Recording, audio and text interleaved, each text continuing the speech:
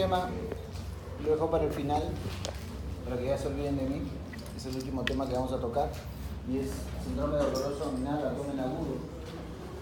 Uno de los problemas más frecuentes en la medicina, uno de los problemas más frecuentes en gastroenterología. El problema más frecuente que todo médico va a encontrar en donde vaya, por el cual su suegra, su abuelita está orgulloso de ustedes porque han escogido la carrera de medicina, ¿no? Entonces ya necesito el médico y lo primero que van a ver en la emergencia del hospital donde vaya son cuadros dolorosos abdominales, así sean residentes de dermatología o de oftalmología o de radiología.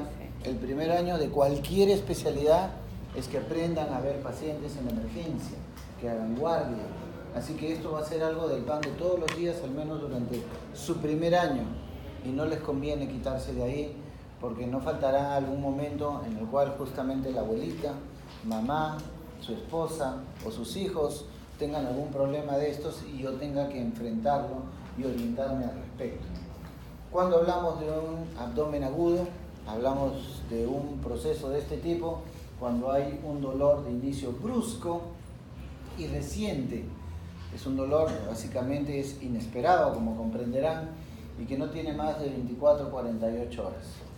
¿Que está asociado a signos y síntomas? Sí, no solamente es dolor, por lo general está asociado a signos y síntomas abdominales y no abdominales, como veremos después. Un abdomen agudo, un problema doloroso abdominal, no necesariamente, porque no necesariamente significa que va a terminar en sala de operaciones. Existe la definición básica de un abdomen agudo quirúrgico, que es un problema de dolor abdominal cuya etiopatogenia del problema solo puede ser solucionado por una intervención quirúrgica, como lo que sucede en un problema doloroso abdominal por una vesícula o por un apéndice, que no hay forma de que se libre si no entra a sala de operaciones. Sin embargo, hay un diagnóstico diferencial en estos tipos de problemas dolorosos que incluye gran variedad de patologías, ¿no? Tanto intra como extra. Repitiendo entonces, problema doloroso o el abdomen doloroso agudo quirúrgico es aquella cuya causa es de tratamiento quirúrgico, no hay otra, y es la que terminará. Sin embargo, todas las otras, que no son las que terminan en sala de operaciones, son todas suyas, toditas. Así que tengo que ir conociéndome cuál es la relación. Yo no voy a venir a darles todas las patologías que pueden producir un dolor abdominal.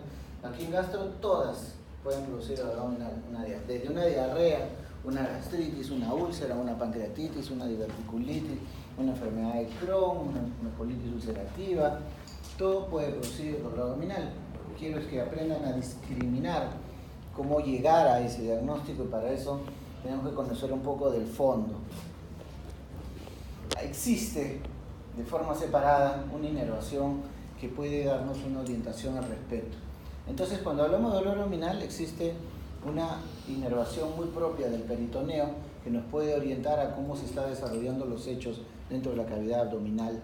Una de ellas es la inervación de tipo visceral, que es dependiente de lo que se conoce como el síndrome, como el sistema nervioso autónomo, y básicamente se encuentra en la línea media. Puede ser algo bilateral, pero se encuentra en la línea media. A diferencia del dolor de tipo parietal, que es de tipo sistema nervioso periférico, neurovegetativo autónomo, sistema nervioso periférico, que es somático, que es básicamente unilateral y está localizado en uno o más cuadrantes. Para esto les recomiendo que revisen su semiología y se orienten en cualquiera de los tratados que a ustedes les guste y dividan su barriga en 4 cuadrantes o en 9 cuadrantes, el que sea más práctico para ustedes recordar qué cosa hay en cada cuadrante, para que sepan si en ese cuadrante está el colon, está el riñón, está la vesícula, está el hígado, está el vaso. Eso es importante. Entonces fíjense cómo el dolor visceral, básicamente en la línea media y puede ser bilateral, versus el parietal, que es el somático, que está más orientado a la víscera, dirían contralateral a la descripción, digo, ¿no? Porque esto es descripción nomatopédica y esta es más organizacional.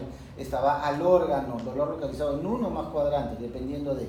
Y esto tiene que ver básicamente en el dolor visceral con el desarrollo del sistema nervioso en las diferentes gemaciones embrionarias. Entonces en el botón, fíjense cómo es esto, en el intestino anterior o botón anterior del intestino, embriológicamente hablando me va a dar el estómago hasta la segunda porción de duodeno, involucrando al hígado, vía biliar, páncreas y vaso. Ese es el intestino anterior y este me va a dar básicamente irradiación hacia el lado, hacia el área epigástrica. Entonces no voy a pensar yo que si tengo un dolor de colon, no voy a tener dolor en la boca del estómago. Por eso es que tengo que orientar muy bien mi percepción del dolor. ¿Qué pasa después de la segunda porción de duodeno? La segunda porción de duodeno, a 2/3 proximales del colon transverso, se desarrolla la gemación de la segunda gema de desarrollo intestino, que es el intestino medio, y que básicamente radica en la inervación de un área que se conoce como periumbilical o mesogástrica.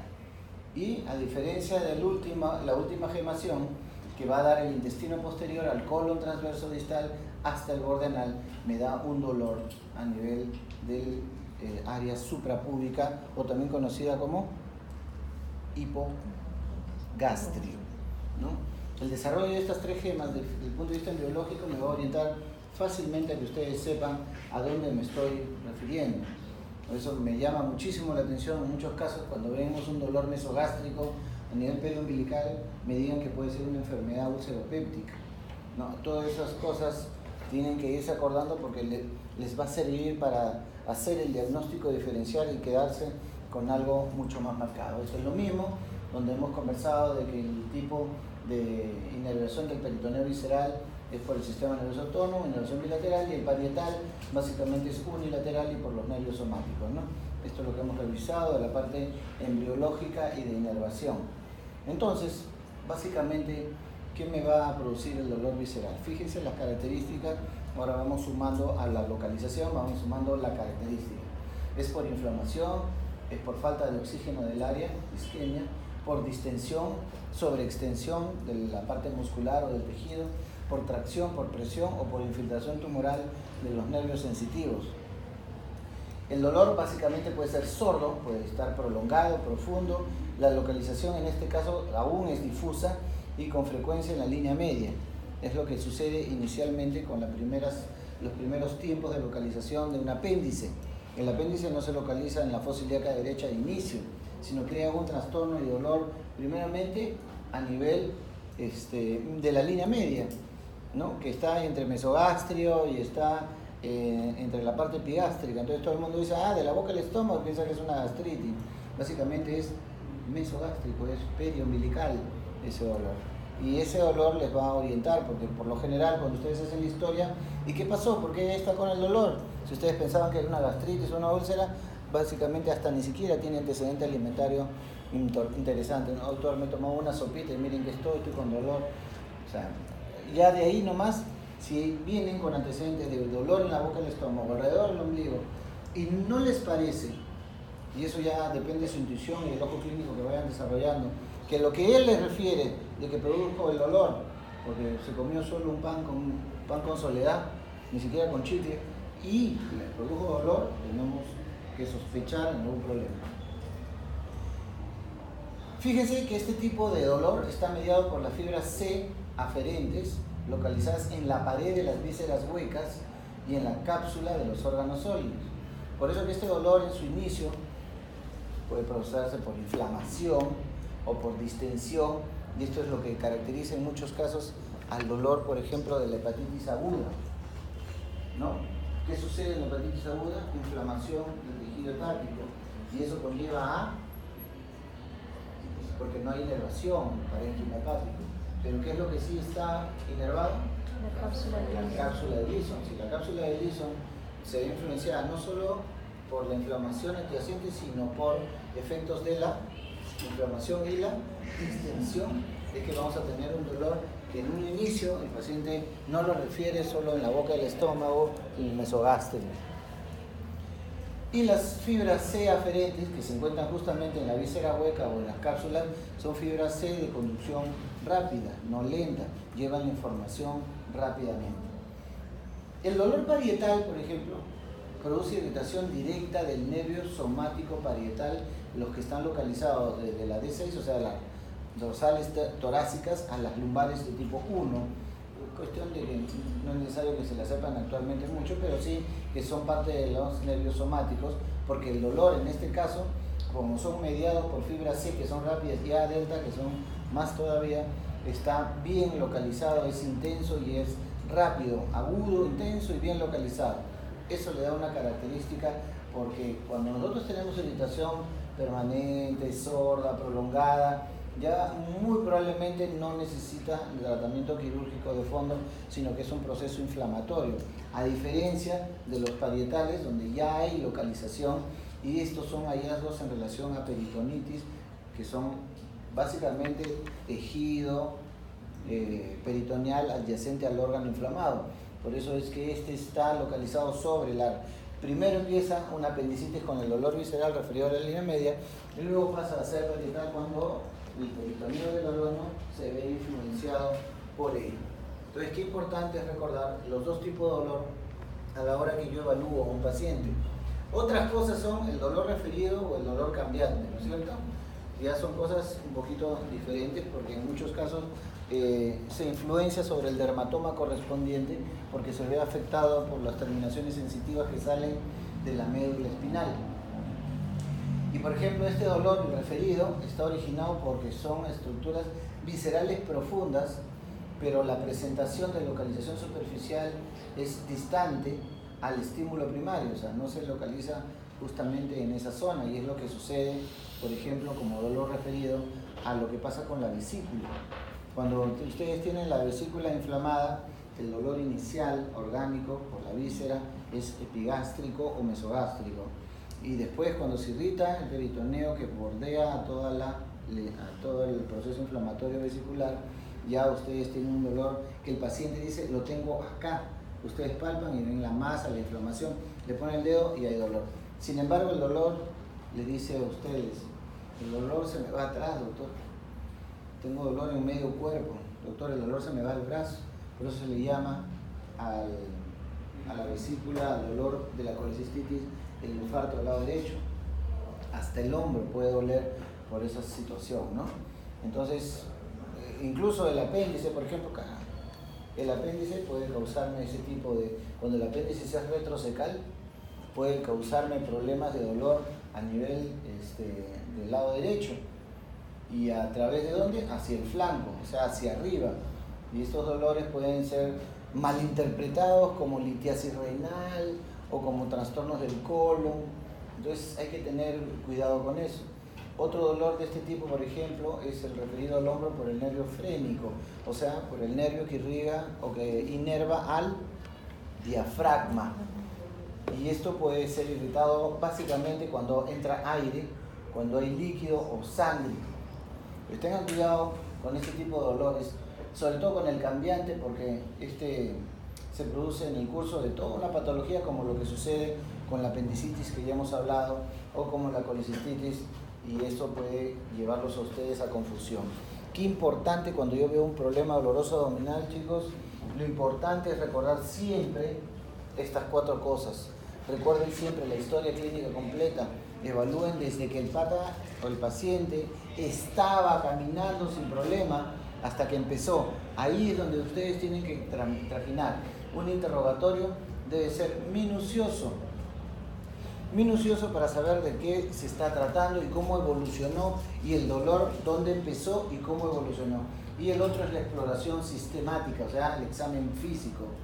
Solo entre estas 3 cosas ustedes pueden llegar al más del 95% del diagnóstico en un paciente.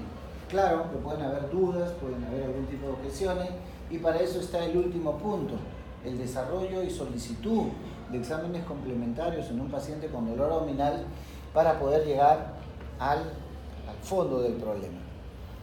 Miren, señores, esto es algo que debe estar grabado con sangre en su chip interior, en su disco duro. Esto debe estar grabado debajo de la uña, para que ustedes lo recuerden, con palitos de bambú. Son las características del dolor. Esto creo que ya es de semiología, lo deben haber aprendido, pero para cualquier médico, más si piensan ser cirujano, sobre todo para el cirujano, pero también para el gastroenterólogo, pero para el cirujano más, porque va a tener que tomar la sabia y responsabilísima decisión de meter a un paciente a sala de operaciones para esperar que no se complique y salvarlo de algo que podría matarlo. Así que esto es algo que desarrollan ellos todos los días, mis respetos. La forma de aparición del dolor, si ha sido lenta, progresiva, insidiosa, solapa o ha sido brusca. El tipo de dolor es importantísimo. Ardor, quemazón, tipo hincada, tipo peso. Son cosas que tenemos que resaltar en el paciente. La intensidad prima mucho la parte subjetiva, porque para todas las personas tenemos un umbral de dolor. Cada uno tiene cierta forma de resistirlo, ¿no? Yo puedo ponerle una aguja aquí a nuestra colega y voy metiendo la aguja y de repente solo con sentir la punta de la aguja ya está gritando, ya siente la pegada.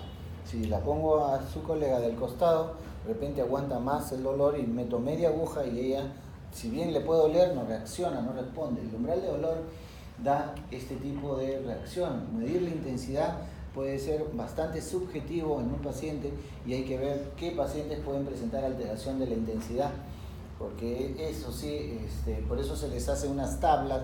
A ver, fíjense usted al paciente, si usted tuviera el dolor más intenso que puede ocasionar es 10 y usted está ahorita en qué dolor, en qué nivel, en 5, está a la mitad, está en 3, está en 4, ¿por qué? Eso le va a servir para la evolución. El paciente más o menos calcula, no doctor, yo todavía aguanto, estoy como en un 6. Peor si ustedes lo siguen. El paciente en la mañana está con un dolor que dice, no aguanto doctor, 10. Pero cuando ustedes le evolucionan, le ponen medicina todas las 2, 3 horas, le dicen, ¿cómo está su dolor? Me ha bajado doctor, pero todavía está ahí, ok. Y usted tenía 10 hace 3 horas, ¿ahorita cómo está? Bueno, ahora está como en un 4, doctor. Entonces ustedes saben que la intensidad del dolor ha bajado aproximadamente 60%. Hay reglitas que dicen cuál es la intensidad del dolor, con carita feliz, ¿no? Con smiles, ahora es con emoticones, pero para hacerlo real, ustedes pueden preguntarle al paciente cómo se siente. El ritmo, el ritmo es importante. ¿Tiene ritmo o no tiene ritmo el dolor? Es permanente, va y viene, y está en relación con algo, si cómo se presenta, si cómo no. No es lo mismo comer y provocar dolor que tener dolor, comer. ¿Y qué fenómenos pueden haber? Si yo tengo dolor y como, puede desaparecer, ¿no? Si como. ¿Qué pasa si tengo dolor y como? Puede aumentar el dolor. ¿Y qué pasa si tengo dolor y como? Puede ser indiferente al estímulo. Entonces hay varias cosas que sí trabajan, dependiendo de cuál sea el tipo de dolor. Por ejemplo, si tengo un dolor tipo ardor, le arde, le quema, es urente, y el paciente dice, tengo un dolor en la boca del estómago, muy bien, ¿ha comido? Sí, me conviene comer porque yo necesito comer. Cuando como siento que me calma. Come y le calma, sí, el paciente. Perdón, el paciente sabe, o sea, está con dolor, viene a la emergencia, pero sabe que si come le calma. Pero ya está con eso desde el día de ayer y le molesta. Entonces está que come, puede comer por ansiedad, por estrés, por lo que quieran, pero le calma el dolor. Eso más es orientativo de una gastritis, no de una pancreatitis. La úlcera al revés. El paciente está tranquilo si no come, pero basta que coma para estimular más ácido y el ácido entra al hueco, la úlcera, y estimula dolor. Entonces es un paciente que, si bien inicialmente por el efecto buffer o de tampón que tiene el alimento bloquea temporalmente el dolor, el paciente se da cuenta importantemente de que al rato el dolor se incrementa intensamente. El dolor de pancreatitis es diferente, pues, y ese es el que más problemas nos da, porque el dolor de pancreatitis es un dolor permanente. Ustedes lo pueden parar de cabeza al paciente, se puede poner de puntita, se puede poner de espalda, en posición más o menos, puede hacer lo que quiera y el paciente no calma el dolor. No hay posición antálgica para la pancreatitis en particular y no tiene relación básicamente con la comida. Probablemente la comida lo desencadenó cuando es una pancreatitis biliar. Entonces, cuando uno está con pancreatitis, básicamente por una reacción defensiva del organismo, que es tan sabio, no les acepta comida. paciente con pancreatitis no come, no quiere comer. Ustedes pueden confundirlo como si fuera una enfermedad ulceropéptica, puede pasar. La úlcera duodenal, cuando penetra la mucosa, puede penetrar justo sobre la cabeza pancreática. Y cuando eso sucede puede provocar una pancreatitis asociada a la enfermedad ulceropéptica, eso se llama úlcera penetrada, no perforada, que es otra cosa, porque en la perforada hay una sensación de bienestar inmediatamente después de la perforación. Hay un dolor intenso y de repente, como si hubiera habido un globo, se revienta la úlcera, unos minutos de paz y tranquilidad y después viene un dolor porque el peritoneo se inflama por efecto de la irritación, de la perforación, de la ruptura, y ahí sí el dolor es exquisito, no lo pueden ni tocar la barriga, el abdomen se pone duro, como si estuvieran en semicontracción, como si estuvieran haciendo un abdominal y se han quedado a la mitad. Entonces, qué importante es determinar el ritmo para saber si tiene o no asociación con algo en particular, si es prolongado, si es permanente, si va y viene, porque el ritmo me dirá si es un problema de colon o es un problema de intestino. No es lo mismo hablar de cólico que hablar de retorcijón, ¿no es cierto? Uno tiene que ver con intestino delgado, el otro tiene que ver con víscera hueca, con ondas de proyección más lentas. Han oído hablar de las ondas de función migratoria. Los complejos migratorios del intestino son más rápidos y más frecuentes en intestino delgado, y los complejos migratorios de movimiento son más lentos en el colon. Es por eso que cuando a mí me viene un dolor de colon, es un dolor cólico, porque viene y se va al rato. Pero el dolor de colon me viene y puede estar 3 minutos, 5 minutos, hasta que se va yendo lentamente y suave. A diferencia del cólico, ¿no? Están hablando con el paciente y de repente el doctor, un ratito, un cólico, bien. Y al minuto, segundo, ya doctor, podemos seguir hablando, ¿no? Y otro ratito, otra vez. Ustedes ven que se puede producir 4 hasta 3 en un minuto, dependiendo de la frecuencia, con rasgos en los cuales no hay. Entonces, la presencia de ritmo puede señalar más o menos algo al respecto del origen del problema. Ni hablar de la localización. El problema de la localización es justo tener en cuenta lo que hemos hablado, el tiempo de evolución, cuánto tiempo ha pasado entre el inicio y lo que están viendo ustedes, para más o menos saber dónde está localizado, porque una cosa es de que esté en el epigastrio, en el mesogastrio, en el hipogastrio, y como ven ustedes, por lo que hemos conversado, será del estómago, será hasta la segunda porción duodenal, será de la segunda porción hasta la parte proximal del colon transverso, etc. Entonces la localización en los cuadrantes a mí me dice mucho. ¿Qué pasa si hay un dolor en el cuadrante superior izquierdo? Y es un problema tipo de dolor lento y progresivo, insidioso, tipo de dolor cólico, retortijón, no, cólico es cólico. Y la intensidad, bárbara, el paciente viene a emergencia porque no lo soporta, y el ritmo no tiene mayor relación con los alimentos, va y viene. La localización, cuadrante superior izquierdo, irradiación a la región dorso-lumbar. Entonces comienzo a pensar qué puede haber en el lado izquierdo, arriba, que me esté ocasionando ese problema. ¿Qué cosas hay arriba que estén en mi cuadrante? ¿Qué hay? ¿Ah? Según semiología, tengo el vaso y tengo el ángulo esplénico del colon. El vaso me va a dar dolor cólico.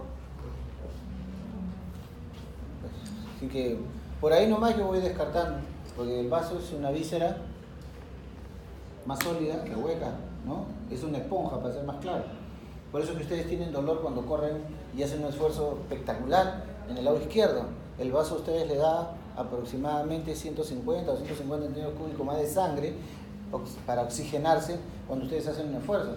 Cuando están en una maratón y quieren llegar a la meta, corren, se estimulan y comienza el dolor al lado izquierdo. Ese es el espasmo en el que entra el vaso para liberar un volumen extra de sangre para que puedan tener mayor oxigenación, sobre todo en la parte muscular, ¿no? Bueno, sigamos viendo la irradiación, pues tan importante, ¿no? Podemos tener dolores irradiados y hay que conocer la irradiación de cada lado para saber de qué estamos hablando. La vesícula puede producirme inicialmente en dolor epigástrico o mesogástrico, pero también puede producir irradiación lumbar derecha. También se puede ir al hombro y al brazo, es más, podría irse incluso hasta el cuello. Son cosas que me pueden pasar. El problema es el apéndice convencional y típica, pues el portero de mi casa la conoce, ¿no? Más si el paciente viene, me duele, ¿no? Ya hay claudicación, dolor al movimiento de la pierna, el psoas empuja el colon hacia adelante, ya tiene dolor, entonces el paciente prefiere no utilizar la pierna, eso hasta el portero lo sabe. El problema está cuando este es retrocecal, o cuando está sobre la vejiga o sobre el útero.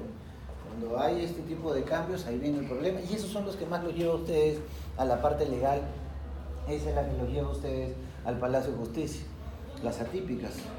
Hace poco en una clínica hubo un problema, peor todavía porque fue el hijo de un general y como tenía seguro particular dijo mejor me voy a ir en la clínica. Mejor fue una vez por dolor abdominal y tenía diarreas.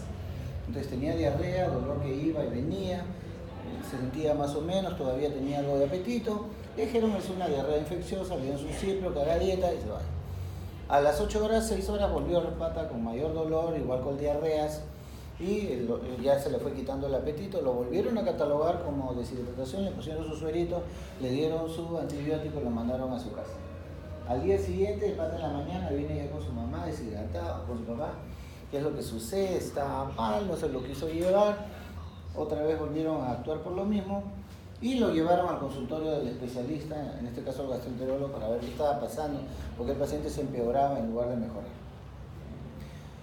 Para desgracia, el mismo gastroenterólogo opinó que también era un cuadro de una enterocolitis aguda, severa, marcada, que debería quedarse hospitalizado, ponerle suero y todo. Felizmente, siquiera tomó esa decisión. Porque ¿qué pasó? El paciente se fue mejorando, comenzó a ser fiebre persistente, marcada, que no tenía apetito, empezó con náuseas y vómitos y el hemograma se tiró a perfiles altos. Y cuando comienzan a examinarle la barriga, comienza a haber peritonismo, ¿no? Al haber peritonismo, ya la cosa cambia, el cirujano viene y dice no hay que entrar a operar. Entran a operar y efectivamente era una peritonitis provocada por apendicitis. ¿Qué tipo de apendicitis? Básicamente retrocecal. ¿Y qué pasaba? De que el apéndice estaba descansando sobre la ampolla rectal, así como una salchicha. Se reposaba y no se iba a su posición original, sino se descansaba sobre el recto. Y eso explicaba por qué toda la región rectosigmoidea se estimulaba y tenía diarrea, porque todos sabemos que apéndice con diarrea no es frecuente, no va pues.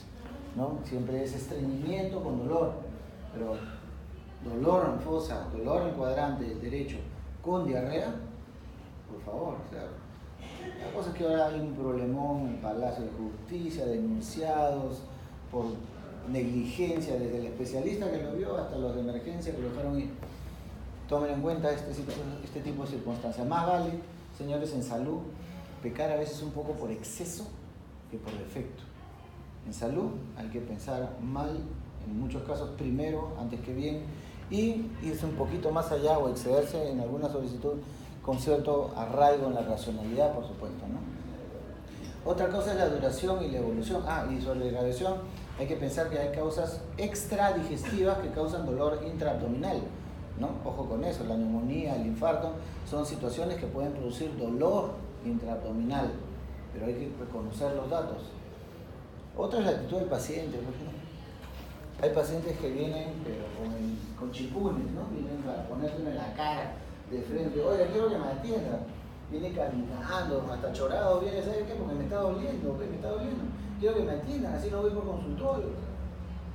Encima se da el lujo de gritonear, ¿no? Golpear la mesa. La actitud del paciente hace mucho para diferenciar.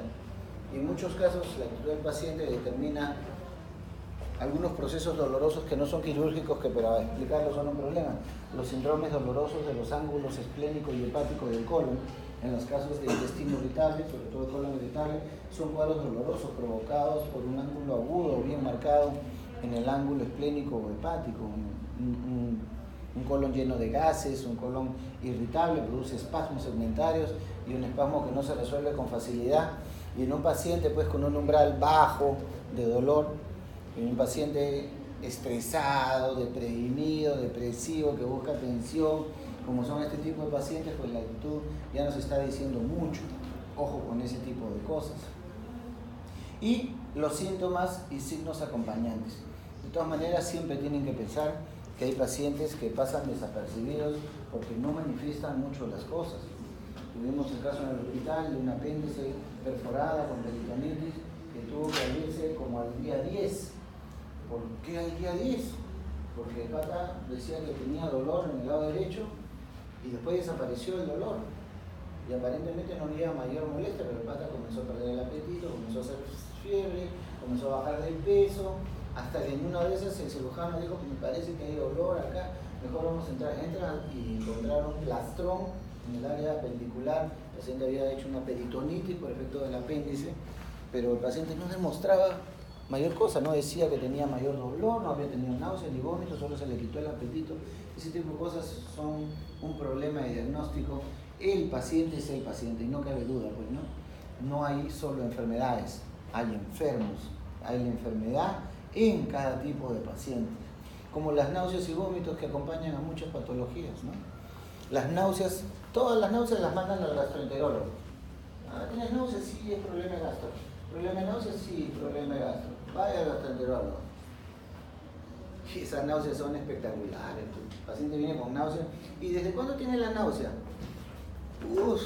Como 3 meses estoy con náuseas. ¿Y va y viene? Sí, va y viene. ¿Qué náuseas que va y viene? Bueno, sigamos preguntando. ¿Y le viene en qué momento? En la mañana. ¿Tiene relación entonces antes de comer? Sí, antes de comer, después de comer, mientras como. O sea, básicamente no calma entonces cuando come. No, también tengo náuseas. Bueno, un poquito que me calma la náusea cuando como, pero por lo general ahí está. Ya les va dando datos al respecto, ¿no? La náusea, ¿dónde está el centro de la náusea?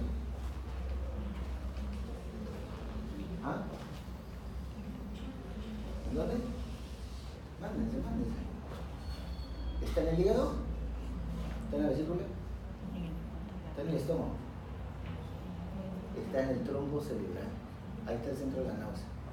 Entonces cuando alguien viene y les dice a ustedes que sigue comiendo, incluso tiene hambre. Señora, bajó de peso por la náusea y ya tiene 3 meses. No, yo estoy comiendo igual. ¿Y ya subió de peso? Un par de kilos. O sea, tiene náuseas. No podría comer, pero come. Hasta subió de peso.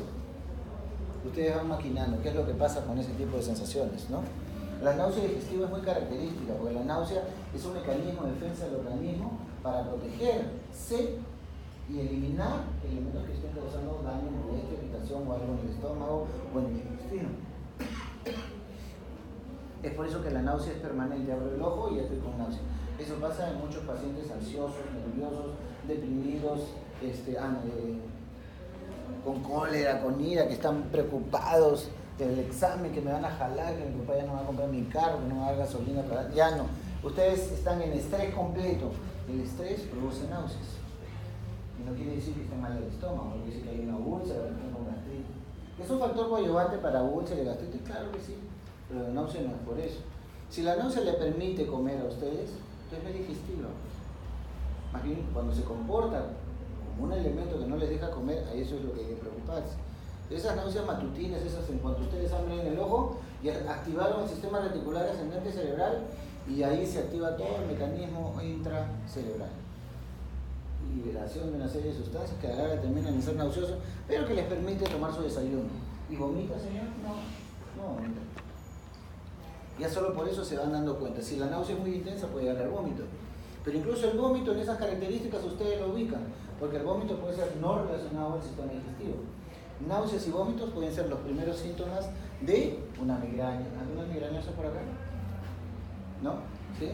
¿Han tenido áureas al respecto? La áurea no necesariamente viene con dolor, viene con una sensación nauseosa y a veces vómitos, pero el tipo de migraña vascular es un tipo de migraña que produce irritación, produce náuseas y vómitos del paciente. Es el primer síntoma y en muchos casos el primero antes del dolor de cabeza. Eso va muy bien con Gravol, por ejemplo, ¿no? Aparte de otro tipo de productos. Pero las náuseas y vómitos siempre hay que analizarlos para que no se confundan.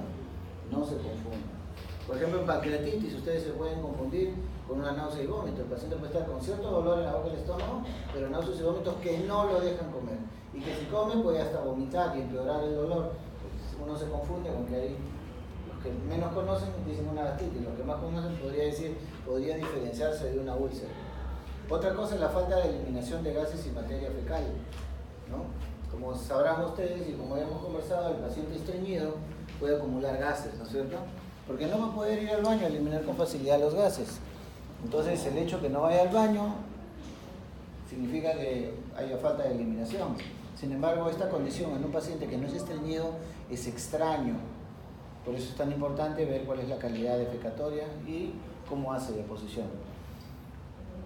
La falta de eliminación súbita de gas puede significar una parálisis del intestino o una obstrucción, en particular más si hay distensión. Por ejemplo, una diverticulitis produce dolor abdominal y por lo general empieza con la línea media y también termina en el área comprometida. Por lo general la diverticulitis se produce en la zona del colon, que es más frecuente de tener divertículos, que es sigmoides. Entonces el dolor es la apendicitis del lado izquierdo. La diverticulitis es la apendicitis del lado izquierdo, que es igualito, pero termina en el lado izquierdo, no en el lado derecho. ¿Y en qué termina? Que el paciente no puede ir al baño, el intestino se paraliza por el proceso inflamatorio reactivo, no puedes ir al baño y tampoco botas gases, pero no es porque tengas un tumor metido ahí, sino porque es un proceso inflamatorio en particular. Entonces tienen que tener cuidado con este concepto a la hora de buscarlo. La fiebre sirve, ¿no? Aunque hay fiebre psicógena descrita, pero no es eso lo que más van a encontrar. Cuando hay fiebre hay organicidad, si hay organicidad por alguna razón, desde infección hasta trastornos de tipo inflamatorio, como lo que sucede, por ejemplo, en la colitis ulcerativa, lo que sucede en las ileitis inflamatorias por Crohn, que es lo más fuerte que hemos visto en procesos de enfermedad inflamatoria crónica, donde vemos que hay fiebre, no porque hay una infección, sino que hay un proceso inflamatorio propio del Crohn con dolor abdominal. Y lo otro, que ya son efectos mayores, la lipotimia y el shock, donde el paciente o no tolera el dolor y sufre de un reflejo vagal que lo lleva a hacer una lipotimia y que le puede llegar a hacer un shock porque produce hipotensión. Entonces, qué importante es que esto lo tengan bien grabado, como les dije, debajo de la uña, porque si ustedes desarrollan bien esto en cualquier paciente que venga con problemas de dolor abdominal, les aseguro que van a tener el diagnóstico en más del 95% de las veces. Entonces, buscando las características del dolor, fíjense ustedes, si tengo un dolor intenso, agudo, que va y viene, o sea, intervalos, tengo que pensar en algunas cosas, que puede haber una obstrucción mecánica, algo ha pasado ahí, puede haber adherencias, puede ser heridas, o el cólico biliar en su inicio. Puede presentar este tipo de dolor intenso. Acuérdense que cuando la vesícula empieza con la parte inflamatoria, ustedes pueden dar una serie de medicaciones antiespasmódicas y analgésicas en las primeras 4 horas en un paciente con un dolor en hipocondrio derecho, sobre todo con dolor en la vesícula. Pero después de las 4 horas, si el paciente ha sido recibido previamente, si se le da un tratamiento, si ha recibido analgésicos, si ha recibido antiespasmódicos pensando que es un problema vesicular, eso es lo que se conoce como un cólico vesicular, un cólico biliar. Pero si no ha mejorado en 4 a 6 horas, ese campo ya es más del cirujano. Quiere decir que no va a responder al problema y es mejor que el cirujano lo vea antes de solapar más el cuadro. Cuando el dolor es agudo, es intenso, pero es persistente y va aumentando con el tiempo, se va increciendo, esto es muy probablemente porque hay un proceso infeccioso o inflamatorio en ciernes que se va localizando. Hay un dolor que es más localizado y que es más fácil de detectar porque va hacia el cuadrante superior derecho, que es el de la vesícula, por ejemplo, ¿no? Y cuando hay un aneurisma aórtico roto, el dolor se va a la espalda de forma desgarradora, ¿no? El paciente siente la pegada cuando se revienta el aneurisma, pero también será lo último que se acuerde, porque si les agarra la ruptura de un aneurisma en el Jockey Plaza, ¿no? Al frente del Marriott, están fritos, no creo que lleguen a una clínica. Un aneurisma aórtico, dependiendo del grado de tamaño, pues es una hemorragia intraabdominal tan espectacular que se choca en cuestión de segundos y si no se actúa rápido llegan cadáveres. El irradiado, como el cólico renal, porque el cólico renal, la piedrita, no duele cuando está en el riñón, ¿no? No dice cólico renal, pero no es que el cálculo me duele cuando está arriba en el riñón. Cuando está en los tubos colectores, cuando está en la pelvis renal, puede tener hasta media caliciforme, pero no es ahí donde duele. Duele cuando se desprende de la pelvis y cae hacia el uréter. Y todo ese mecanismo de desplazamiento es lo que causa problemas. Imagínense al gato silvestre con las uñas agarradas, así como está agarrado el techo, arañando todo el uréter hasta abajo. El cálculo es de varios tipos. ¿Ustedes han visto los cálculos renales alguna vez? ¿Alguien sufre de cálculos renales? Hay cálculos de ácido úrico y hay cálculos cálcicos. ¿no? ¿Han visto? Uno puede ser más fácil porque parece piedra de río, redondita, pero la de ácido úrico, por ejemplo, parece un puercoespín, ¿no? Entonces, cuando esas puntas se clavan en el uréter, lejos de provocar infección, provocan una reacción de espasmo del uréter, que es el cólico renal, que si ustedes tienen algún enemigo, deséenle una piedrita en el uréter, ¿no? No van a saber cómo ponerse, cómo estar. El dolor es lindo, lindo. Entonces, cuando el dolor empieza en la región lumbar porque cae el cálculo sobre la pelvis y este es el introito hacia el uréter. Entonces comienza el dolor a nivel lumbar. Sin embargo, cuando el cálculo se va desplazando a nivel de todo el uréter y llega a la unión vesicular, vesical, la cosa cambia porque el dolor comienza a cambiar de lugar. Ya no es el dolor lumbar, comienza a ser el dolor hacia la región inguinal. En muchos casos el dolor puede pasar al escroto en el varón y a los labios en la mujer, cuando este dolor es muy intenso. ¿Qué puede agravar el dolor? Cuando el dolor se agrava por efecto de caminar o ciertos movimientos, pues uno puede sospechar muchas cosas. Mientras el dolor esté ahí, cuando hay inflamación del órgano, por ejemplo una vesícula que está inflamada, que han pasado sus 6 horas y ustedes quieren caminar, no les permite, el dolor es insoportable. Y si ya hay peritonismo y compromiso del peritoneo visceral, hay dolor, la palpación directa, háganle el signo del talón, junten los pies, levanten las puntas y dejen caerse con fuerza sobre el talón. Es lo que pasa con el apéndice, por supuesto. Yo puedo tener un dolor en la fosa ilíaca derecha, si es que todavía no está el dolor somático, todavía puedo no tener este dolor, pero cuando ya está sobre el órgano en sí, provoca el signo del talón para saltar, produce dolor. Otros dolores que alivian, por ejemplo, los vómitos en obstrucción intestinal. Impresionante la cantidad de líquido que puede quedarse en el intestino. Cuando la obstrucción es intermedia a nivel del intestino delgado, el estómago puede estar distendido porque existe como 5, 6, 7 litros de líquido en el estómago. Uno entra con el endoscopio a ver qué está pasando y se encuentra en una piscina a chupar líquido y chupa una botella, 2 botellas, 3 botellas y resulta que la obstrucción es intermedia. Es lo que sucede en muchos casos con las adherencias o bridas postquirúrgicas en el intestino delgado, ¿no? Existen entonces estas características que hay que tener en cuenta. La valoración quirúrgica hay que hacerla rápidamente porque depende mucho del que está a cargo del paciente. Yo tengo que ver si el dolor intenso es de más de 6 horas, lo cual ya me puede traducir un problema. Si es intenso y de aparición brusca, fíjense, en segundos puede ser una perforación, la perforación de una úlcera o de un aneurisma aórtico, puede ser por un infarto mesentérico o miocardio, porque el infarto mesentérico ya habla de tejido comprometido necrótico, a diferencia de la isquemia intestinal, que sucede en los pacientes ya de peso, que sufren de triglicéridos, colesterol, y que se desencadena cuando hace comelonas, pues uno, ¿no? Luego comienza rápido y aumenta en minutos, como se da en el cólico biliar, la obstrucción del intestino, los vólvulos, las diverticulitis, pancreatitis. Y cuando es poco a poco, lento y se desarrolla en horas como la colecistitis, como la obstrucción intestinal que no está estrangulada, porque cuando está estrangulada se comporta como un infarto mesentérico con dolor bastante marcado.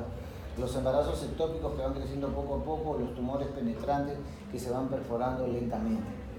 Hemos hablado de las náuseas y vómitos, hemos hablado de fiebre y escalofríos, hemos hablado de la pérdida de apetito.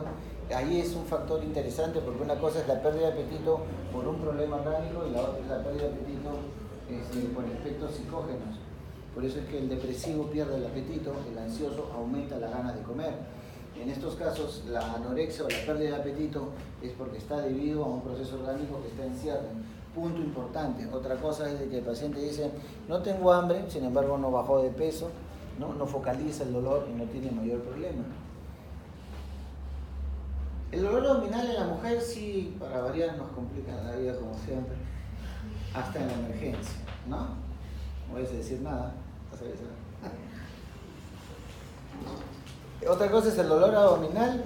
El dolor abdominal en la mujer tiene otros pequeños detallitos, ¿no es cierto? Porque tienen algunas cositas más que nosotros, así como nosotros tenemos algunas cositas más que ellas.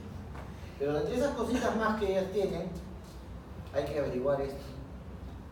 La historia menstrual en la mujer da algunos detalles más sobre lo que puede estar pasando.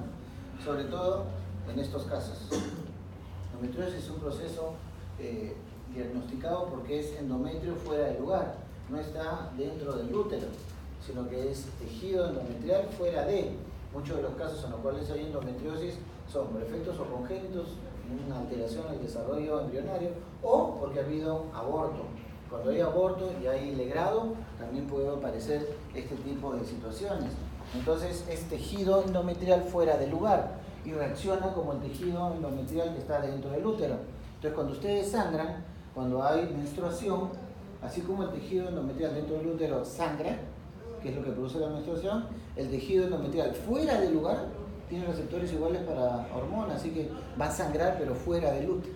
Entonces va a sangrar y va a irritar el peritoneo y produce un dolor lindo.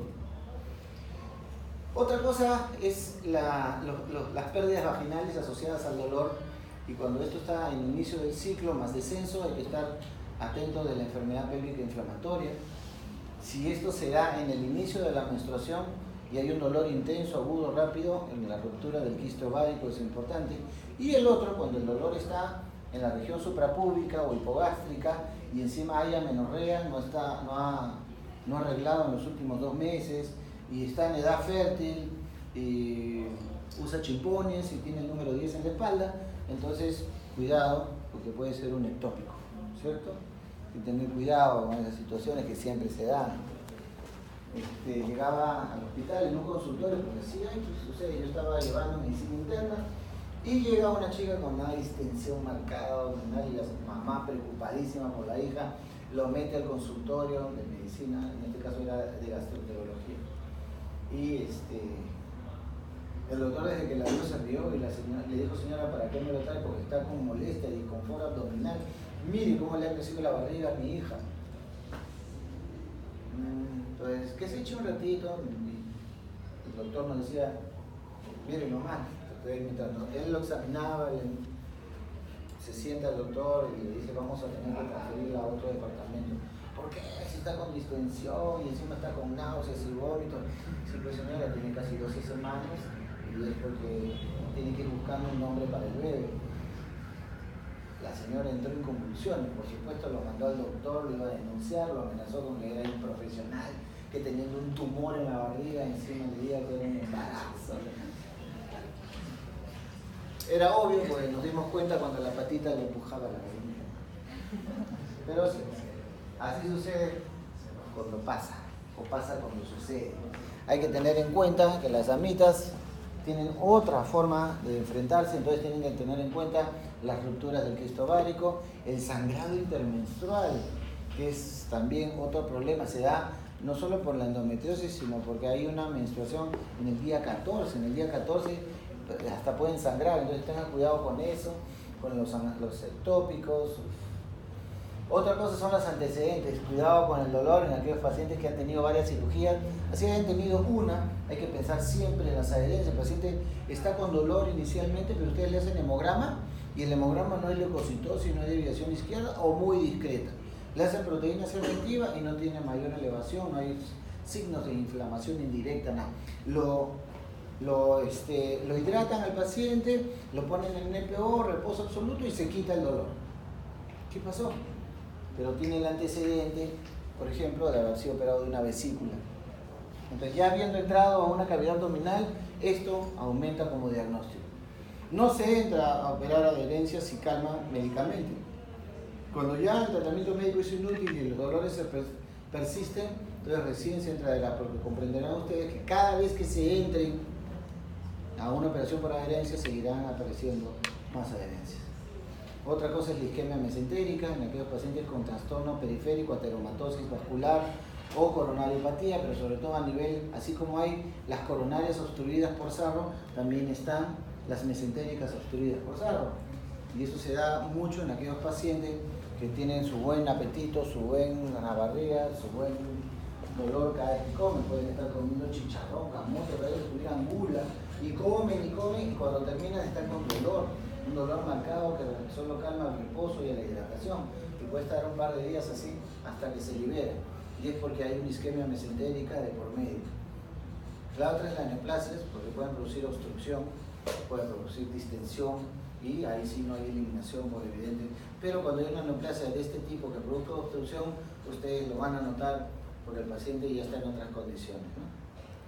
Cuando hay medicamentos y consumo de los mismos, tengan cuidado, siempre averigüen qué es lo que está tomando, porque hay un punto que es importante recalcar. ¿Qué pasa con el síndrome doloroso cuando está tomando corticoides de por medio? Ojo, porque uno, enmascaran cuando hay fiebre de por medio, y dos, la irritación peritoneal puede disminuir bastante. Entonces pueden estarle dando falsos positivos o disminuir la intensidad real del problema y no estar valorando ustedes lo que esté pasando realmente. Otro es el antibiótico, porque esconden también la peritonitis de fondo, es como si le hubieran estado dando placebo de entrada. Ojo con los antiinflamatorios, porque el antiinflamatorio puede calmar el dolor en muchos casos, pero puede dar sangrado, puede dar perforación y es un antecedente preclaro de problemas, igual que la aspirina. Y ustedes se van a dar cuenta, pacientes que toman aspirina durante no sé cuánto tiempo, 1 año, 2 años, 3 años, y ya sangran o se perforan. Tengan cuidado con aquellos. Y dentro de las causas extraabdominales que tienen que tener en cuenta en el problema doloroso abdominal está, como les dije, el infarto, que da un dolor marcado, sordo y permanente en la boca del estómago, que no está en relación básicamente a lo que comieron en ese momento, y salud, y los procesos neumónicos derechos, sobre todo cuando hay dolor en el cuadrante superior derecho. La diabetes es un problema que da un dolor no agudo, pero es un dolor que puede ser sordo, permanente, lento y puede ir creciendo en intensidad si es que no se trata. Y esto es lo que produce la polineuropatía diabética. Es una neuropatía crónica y que produce un dolor intenso y puede hacerles confundir. Otra cosa que causa dolor extraabdominal son las hernias del núcleo pulposo, los picos del loro, las artrosis avanzadas, las desviaciones del eje de la columna. Entonces ese tipo de cosas produce pinzamiento y radiculopatía, y esos dolores se vienen hacia adelante en los dermatomas. Entonces tienen un dolor difuso abdominal, le pueden tomar tomografía y no encontrar nada, y el paciente no me hace fiebre, no vomita, siente disconfort pero no le quita el apetito, el paciente pero aún así dice pero ¿qué me está pasando? Y en algunos casos reconoce que no puede echarse bien porque le molesta, le duele, si se echa para este lado le duele más, que si gira y se agacha le duele más. Entonces hay cosas que ustedes pueden ir sacando, como son este tipo de dolores radiculares que se producen por problemas de columna.